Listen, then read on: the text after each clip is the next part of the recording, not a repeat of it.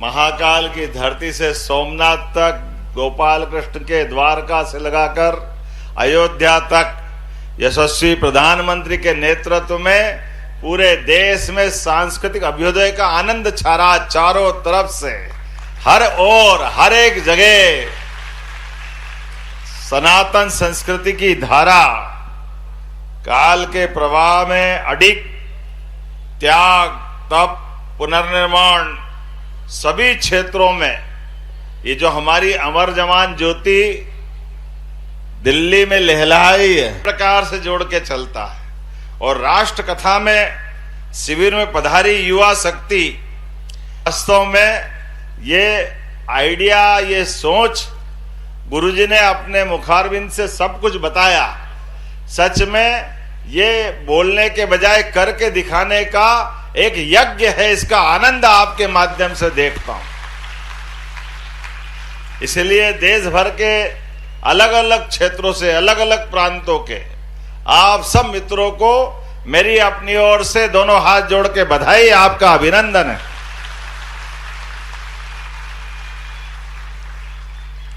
हमारे लिए सौभाग्य की बात है, वर्तमान के समय में माननीय प्रधानमंत्री के नेतृत्व में देश फिर से विश्व गुरु बनने की तरफ आगे बढ़ रहा है।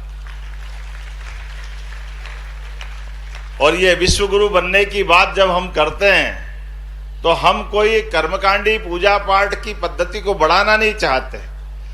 गुरु का अर्थ ही है, गुरु के अगर शब्द विन्यास को हम अलग अलग शब्द से पकड़ेंगे तो अंधेरे से प्रकाश की ओर ले जाने वाले मार्ग मतलब गुरु। और ये दुनिया के अंदर जियो और जीने दो की हमारी अंदर की अच्छाइयों को विश्व बंधुत्व भाव से लेकर बांटने की ये जो हमारी परंपरा हजारों लाखों साल से है, हमने उसी भाव को लेकर के सदैव भारत ने अपनी मातृ सत्ता के आधार पर, मातृ संस्कृति के आधार पर दुनिया में पहचान बनाई। परिवार में जो माँ का स्नेह मिलता है, हर एक बच्चे से उसके माता पिता के साथ जो संबंध आता, लेकिन पिताजी से भले ही आता हो, लेकिन माँ से थोड़ा ज्यादा ही स्नेह आता है, वो हम सब एहसास करते हैं, उस आनंद को जानते भी। इसलिए दुनिया के 200 से ज्यादा देश है, हर एक कोई देश अपने आप को अपनी गौरवशाली अतीत के आधार पर गर्व करता है, लेकिन हमको मालूम वो कोई अपनी माता संस्कृति के आधार पर अपने गर्व करने का आधार नहीं देखते। अगर इस बात में कोई भाग्यशाली है तो एकमात्र भारतीय संस्कृति है जो बोलती है भारत माता की।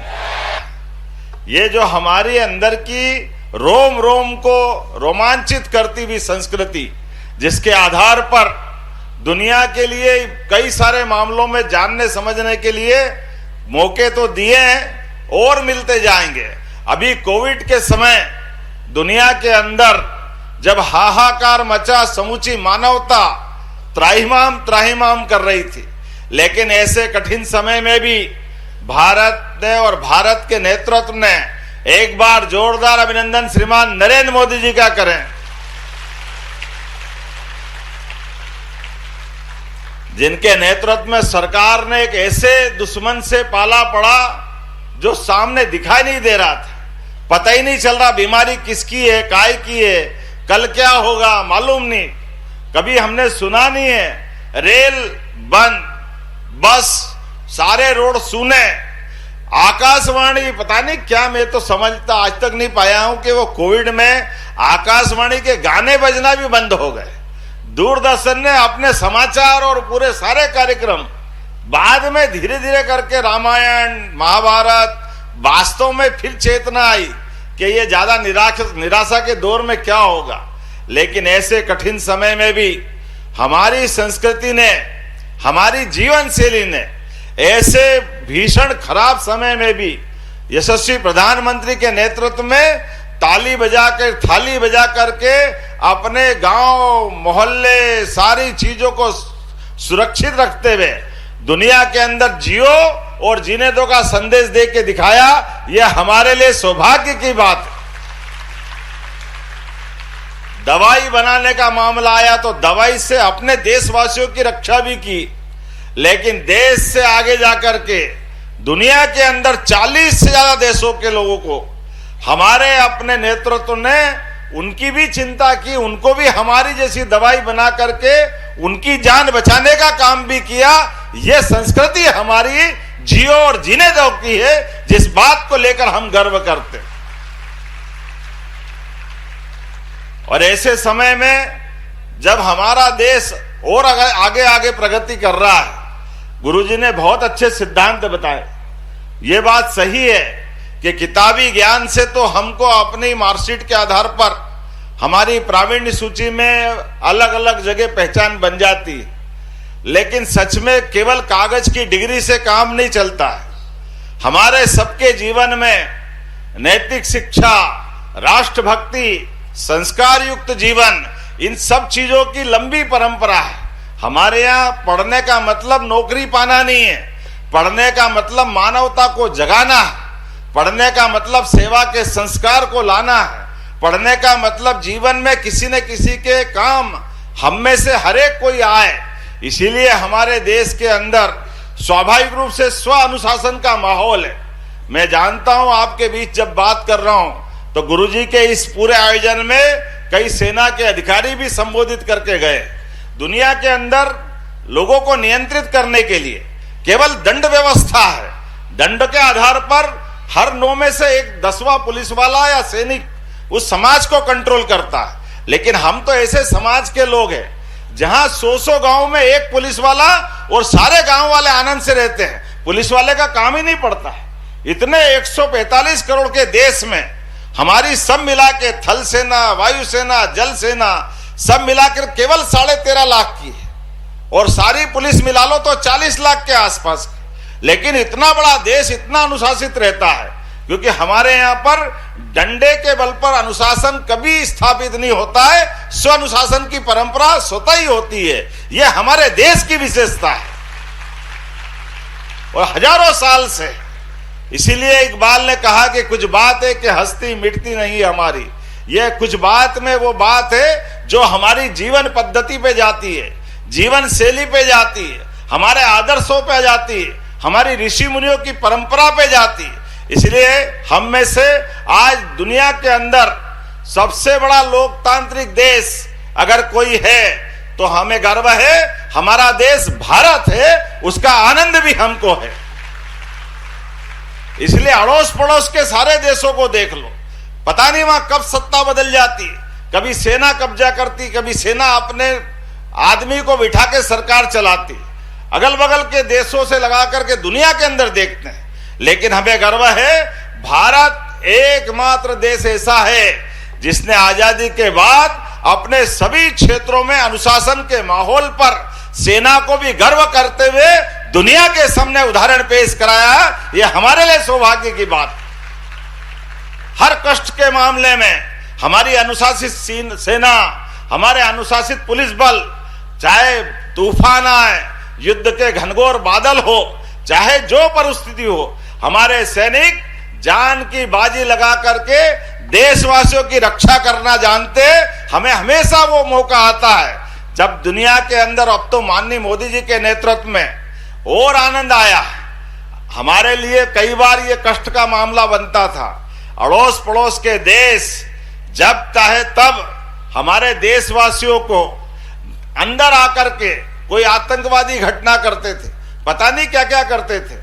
मुझे इस बात की प्रसन्नता है, अब दुनिया के 2 देश पहले थे, इजराइल और अमेरिका, अब यशस्वी प्रधानमंत्री के नेतृत्व में तीसरा देश भारत भी बना है जो दुश्मन को घर में घुस के मारता है और हमारे लोगों को महफूज रखता है। जब मैं आपको ये सारी बातें बता रहा हूं तो ये युवा पीढ़ी को इस बात का एहसास कराते हुए, जैसे रामायण के काल में हनुमान जी की अपार शक्ति थी, लेकिन उनका शक्ति बल एहसास कराने की जरूरत थी। जब उनको शक्ति का एहसास हुआ तो समुद्र लांघ करके लंका दहन का मामला भी भगवान बजरंगबली ने करके दिखाया था। वो अतीत का गौरवशाली पृष्ठ।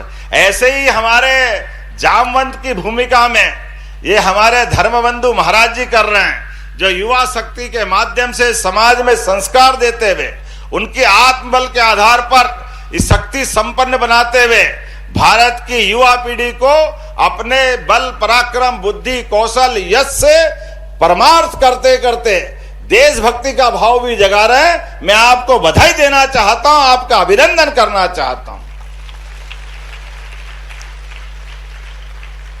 इसलिए भले ही सीमित समय में आया हूं, लेकिन गुरुजी सच में आपने कहा, हमारे यहां तो ये कहावत है ही जो आमतौर पे वापरते थे, लेकिन आपने अपने जीवन से करके दिखाया। नेकी कर दरिया में डाल, अच्छा करो भूल जाओ। आपने स्कूल कॉलेज गांवों का निर्माण सब प्रकार का काम करते करते जो अपनी लाइन बनाई, सच में वो देवी लाइन है, वो भगवान की लाइन है। मैं आपका अभिनंदन करता हूं मध्य प्रदेश सरकार की ओर से भी। इसी कामों के भरोसे से हमारे लिए हजारों साल से भारत के ऐसी पुण्य आत्माओं ने हमारी सनातन संस्कृति की रक्षा की है। और आज के इस अवसर पर मैं तो पुनः सच में आज अंग्रेजी साल के हिसाब से पहला दिन है, हमारा दिन तो आएगा गुड़ी पड़वा, लेकिन कोई बात नहीं, आज का दिन हर दिन सवेरा है। हम आमतौर पे जन्म दिवस मनाते हैं, तो जन्म दिवस अगर सरल भाषा में पूछो तो साल में एक बार मनाते हैं, एक बार ही मनाते ना मनोज जी, लेकिन साल में एक बार नहीं। जन्म तो हमारा अभी हाल हम सबका जन्म हुआ है, इसका मतलब एक एक सांस से हमारा जीवन है। 21,500 सांस हम सबको एवरेज 24 घंटे में जीवन प्रदान करती है। 1 लाख कोशिकाएं मरती है तो हमको एक दिन जीवन मिलता है। ऐसे में प्रति क्षण हमारे जीवन में बाबा महाकाल ने अपना समय नियत किया हुआ है, और उस नियत समय में परमात्मा हमसे जितना अच्छा हो सकते जरूर कराने का मौका देता है। और ऐसे में आपके माध्यम से उस दिए गए मौके को सही दिशा में ले जा करके आपने जो जीवन दृष्टि दी, मैं आपका वंदन करता हूं, अभिनंदन करता हूं। मेरी अपनी ओर से पुनः अच्छे आयोजन की बधाई देता हूं। बहुत बहुत धन्यवाद। भारत माता की।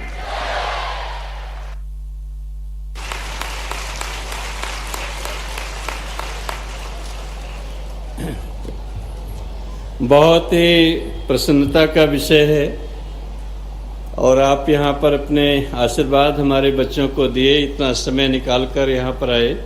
अब मैं श्री जवाहर भाई चावड़ा से अनुरोध करूँगा कि वो आएंगे, कुछ अपने विचार 5 मिनट के लिखे। नहीं मनोज यादव जी,